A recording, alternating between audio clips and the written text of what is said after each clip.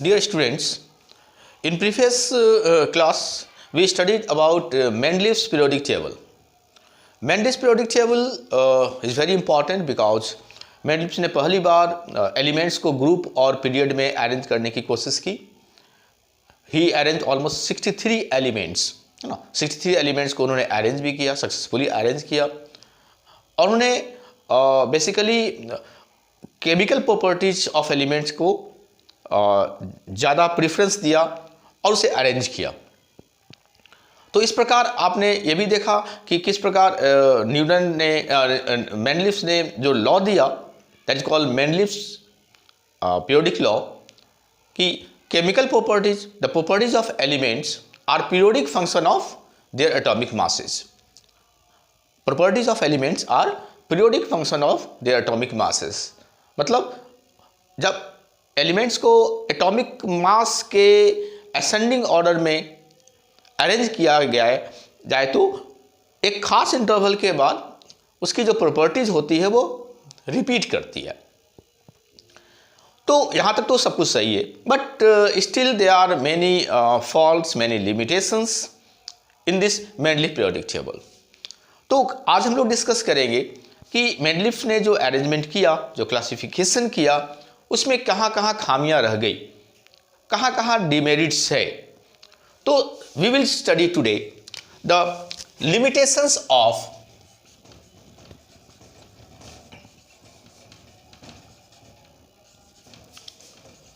Mendeleev's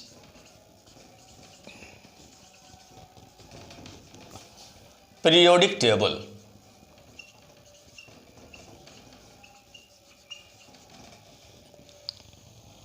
limitations of Mendeleev periodic table.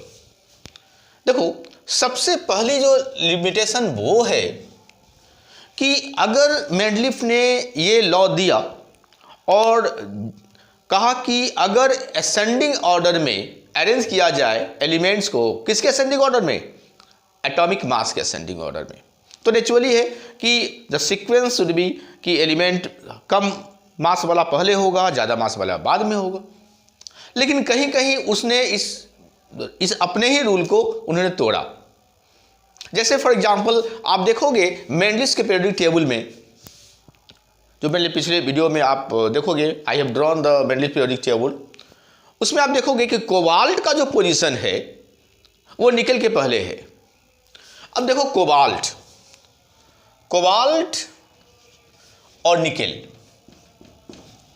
Cobalt की जो atomic mass है वो है 58.93 और निकेल की जो एटॉमिक मास है वो है 58.71. अब देखो कि ऑलमोस्ट, आप देखो 0.93, चलो ठीक है 0.71 है, but it is heavier. Cobalt is heavier than nickel. Atomic mass cobalt का निकेल से ज्यादा है, लेकिन उन्होंने जो अपने मेंडलीव ने जो पीरियोडिक टेबल बनाया उसमें कोबाल्ट को पहले रखा, निकेल को बाद में रखा. तो यहां पर उन्होंने अपने ही रूल को तोड़ दिया. दूसरी एग्जांपल हम आपको देंगे, वो है टेलुरियम एंड आयोडीन. टेलुरियम की जो एटॉमिक मास है वो है 127.6 और आयोडीन की है 126.9. अब देखो कि टेलुरियम ज़्यादा मास का है, इसकी एटॉमिक मास ज़्यादा है, आयोडीन की मास कम है. फिर भी मेंडलीव ने टेलुरियम को पहले रखा, आयोडीन को बाद में रखा. तो यहाँ पर भी उन्होंने अपने ही रूल को तोड़ दिया. एटॉमिक मास असेंडिंग ऑर्डर में होनी चाहिए थी, बट यहाँ पे वो डिसेंडिंग हो गया. इसके पीछे भी कारण था, उनकी भी एक मजबूरी थी कि उन्होंने बेसिकली प्रॉपर्टीज को प्रेफरेंस दिया. उन्होंने वैसे ही एलिमेंट्स को ग्रुप में रखा जो सिमिलर प्रॉपर्टीज के हैं. इस प्रकार उन्होंने ये देखा कि अगर मास में कुछ आगे पीछे भी हो रहा है तो उन्होंने फोर्सफुली एलिमेंट्स को प्रॉपर्टीज के अनुसार सिमिलर ग्रुप में रखना चाहा, जिसके कारण कहीं कहीं जैसे यहाँ पे आपने देखा कि एलिमेंट्स आगे पीछे हो गया. आगे पीछे का मतलब एटॉमिक मास आगे पीछे हो गया, ज़्यादा मास वाला पहले हो गया, ज़्यादा कम मास वाला बाद में हो गया. तो उन्होंने जो रूल भी तोड़ा उसके पीछे भी एक मकसद था कि उन्होंने केमिकल प्रॉपर्टीज को ज़्यादा प्रेफरेंस दिया, उन्होंने प्रॉपर्टीज़ को ज़्यादा वैल्यू दिया, तो इस कारण से उसमें जो डिमेरिट्स आ गई वो भी उनकी एक, यू कैन से कि they was the purpose behind it, they was the purpose behind it. Purpose was कि सिमिलर प्रॉपर्टीज वाले एलिमेंट्स एक ही ग्रुप में रहे। तो पहला जो डिमेरिट्स ये है कि eight many places, at many places element of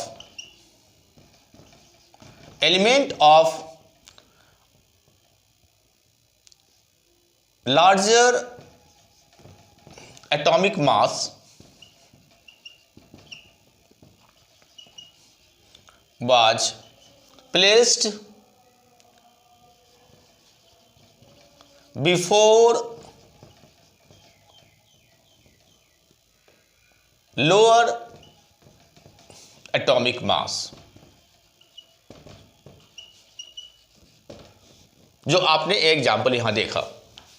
दूसरी जो लिमिटेशंस कहे या डिमेरिट्स कहे वो ये है कि उन्होंने आइसोटोप की पोजीशन को सही ढंग से प्रेजेंट नहीं किया।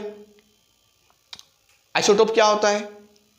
All of you know, many of you know very well कि आइसोटोप वैसे एलिमेंट्स को कहते हैं जिसकी एटॉमिक नंबर सेम है लेकिन मास नंबर डिफरेंट है। बहुत सारे ऐसे एग्जांपल्स हैं हमारे सराउंडिंग में, जैसे हाइड्रोजन को ही ले लो। वी ऑल नो कि हाइड्रोजन की एटॉमिक नंबर 1 है और मास भी 1 है, लेकिन स्टिल हाइड्रोजन की बहुत सारी वैरायटीज हमारे चारों तरफ है। एक ऐसा भी हाइड्रोजन का एटम है जिसका एटॉमिक नंबर तो 1 है लेकिन मास नंबर 2 है, और एक ऐसा भी हाइड्रोजन का स्पीसीज है, वैरायटी है, जिसका एटॉमिक नंबर तो 1 है लेकिन मास नंबर 3 है। तो उस सारे तो हाइड्रोजन ही कहलाएंगे, क्यों? क्योंकि एटॉमिक नंबर तो एक ही है, तो एक ही एटॉमिक नंबर सेम है लेकिन मास नंबर अलग हो जाता है। हमने उसे नाम दिया है hydrogen deuterium and tritium. Hydrogen deuterium and tritium. तो इस तरीके से हमने उसे नेमिंग दिया ताकि हम पहचान सके कि कौन एक एटॉमिक नंबर वाला मास वाला है, कौन 2 एटॉमिक मास वाला है और कौन 3 एटॉमिक मास वाला है। तो hydrogen deuterium tritium are called isotopes of each other. Why? Because these atoms of similar element have same atomic number but different mass number. और बहुत सारे एग्जांपल्स हैं। कार्बन, आपने सुना होगा कार्बन 12, कार्बन 14। 12 और 14 क्या है? कार्बन एटॉमिक नंबर वही है लेकिन मास नंबर अलग है, एक का 12 एक का 14। C12 C14 ऑक्सीजन का भी होता है, तो बहुत सारे यूरेनियम का भी होता है। तो बहुत सारे एलिमेंट्स हैं जिनकी आइसोटोप पाई जाती है। आइसोटोप का मतलब है वो एलिमेंट जिसका एटम का एटॉमिक नंबर तो सेम हो लेकिन मास नंबर अलग अलग तरह का मिले। आइसोटोप की जो मास नंबर अलग होती है, मतलब एटॉमिक मास अगर डिफरेंट होती है तो नेचुरली उसे अलग अलग पोजीशन देना चाहिए। मेंडलीफ को अलग अलग, क्योंकि उन्होंने एटॉमिक मास के रूप में अरेंज किया, लेकिन उन्होंने ऐसे आइसोटोप के लिए कोई भी जगह नहीं बनाई। So isotopes were not given proper place. Isotope को प्रॉपर जगह नहीं दिया गया क्योंकि आइसोटोप की तो मास नंबर अलग होती है, एटॉमिक मास अलग होती है, उन्हें अलग अलग स्लॉट में रखना चाहिए था, लेकिन उन्होंने तो ऐसा किया नहीं। उन्हें हाइड्रोजन को एक ही जगह रखा, ऑक्सीजन को एक ही जगह रखा। थर्ड लिमिटेशंस क्या है? Position of hydrogen. ये बहुत ही इंपॉर्टेंट फैक्ट है, टॉपिक है। हाइड्रोजन की पोजीशन देखो। हाइड्रोजन हमारे पास 118 एलिमेंट्स हैं, लेकिन इस सारे एलिमेंट्स में एक अजूबा एलिमेंट है, वो है हाइड्रोजन। वी कॉल इट अजूबा। हमने क्यों बोला? क्योंकि ये बहुत ही अलग ढंग से बिहेव करता है। अलग ढंग से बिहेव करने का मतलब, ये हाइड्रोजन को आप देखोगे पीरियोडिक टेबल में रखा गया है किसके साथ? लिथियम, है ना। हाइड्रोजन को रखा गया इस तरीके से, हाइड्रोजन इस तरह से एक ग्रुप में रखा गया है। और इधर आप देखोगे फ्लोरीन, क्लोरीन, ब्रोमीन, आयोडीन इस तरीके से रखा गया, बहुत दूर है। लेकिन ये हाइड्रोजन जो है ये पेक्यूलियर है। व्हाई? बिकॉज हाइड्रोजन की प्रॉपर्टी लिथियम से मैच करती है, सोडियम से मैच करती है, पोटेशियम से मैच करती है। लेकिन ऐसा नहीं है, हाइड्रोजन का प्रॉपर्टी फ्लोरीन से भी मैच करता है, क्लोरीन से भी मैच करता है, ब्रोमीन से भी मैच करता है। क्या सिमिलरिटी है, क्या डिसिमिलरिटी है, वो हम लोग देखेंगे।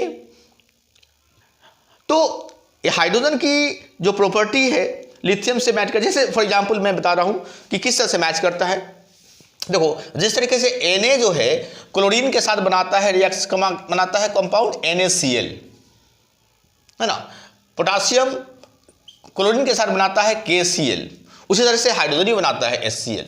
सो यहां पे आप देखोगे कि हाइड्रोजन और सोडियम तो भाई भाई है ना, एक तरीके से बिहेव कर रहा है। अब यहां की बात करते हैं। फ्लोरीन की जो मॉलिक्यूल होती है, क्लोरीन की जो मॉलिक्यूल होती है वो F2Cl2, ब्रोमीन का Br2, मतलब डाई एटॉमिक मॉलिक्यूल होता है, दो एटम मिलकर के एक मॉलिक्यूल बनाते हैं। और साथ में हाइड्रोजन भी देखो, हाइड्रोजन भी H2 होता है, डाई एटॉमिक मॉलिक्यूल है। तो मैंने एक एग्जांपल दिया, बहुत सारे एग्जांपल्स है जहां हम लोग ये देख सकते हैं कि किस प्रकार हाइड्रोजन लिथियम, सोडियम, पोटेशियम की तरह भी बिहेव करता है और फ्लोरीन, क्लोरीन, ब्रोमीन की तरह भी बिहेव करता है। इसलिए हाइड्रोजन की पोजीशन कहां रखी जाए, इसके साथ रखी जाए या इसके साथ रखी जाए। हालांकि मेंडलीफ ने हाइड्रोजन को लिथियम, सोडियम, पोटेशियम के साथ रखा है, लेकिन फिर बात वही आ गई कि तो फिर हाइड्रोजन की को पोजीशन इसके साथ क्यों नहीं रखा गया। तो हाइड्रोजन की जो पोजीशन है वो एक चैलेंजिंग है और यूनिक है। तो हाइड्रोजन का जो सही पोजीशन है वो मेंडलीफ भी नहीं दे पाए। सो जो थर्ड डिमेरिट्स होगा उसमें आप क्या लिखोगे, position of hydrogen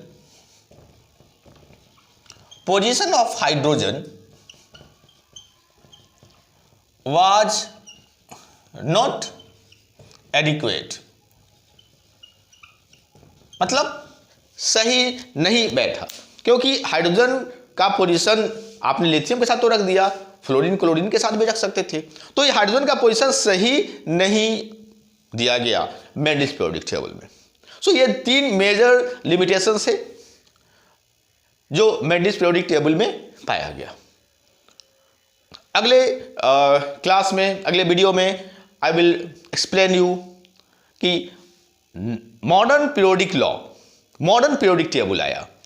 modern periodic table जब आया तो उसने इस सारे प्रॉब्लम्स को सॉल्व कर दिया। किस प्रकार सॉल्व किया वो we will see in the next class. Okay, bye.